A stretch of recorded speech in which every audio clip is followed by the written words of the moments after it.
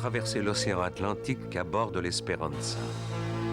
Jadis, les épices, comme le poivre par exemple, étaient indispensables dans la vie quotidienne des Européens qui devaient aller jusqu'en Asie pour les chercher.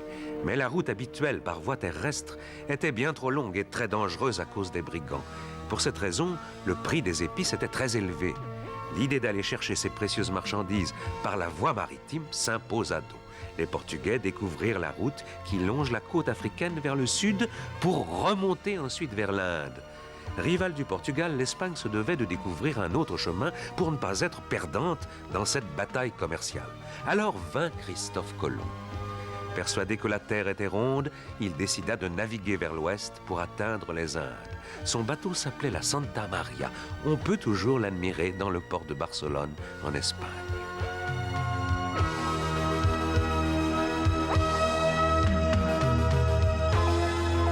Sa longueur est seulement de 29 mètres, mais à la différence des modèles de l'époque possédant une voile unique, la Santa Maria était équipée d'une petite voile supplémentaire, ce qui lui permettait d'augmenter considérablement sa vitesse. La rivalité entre le Portugal et l'Espagne permit donc de développer de nouvelles techniques de navigation. 2 mois et demi après le départ de Colomb pour les Indes, il arriva enfin en vue des îles de Bahamas, au large de l'Amérique. Mais Colomb, durant toute sa vie, persista à dire que ce rivage était celui de l'Inde. S'il avait affirmé le contraire, il aurait été accusé de ne pas avoir tenu la promesse qu'il avait faite au roi d'Espagne.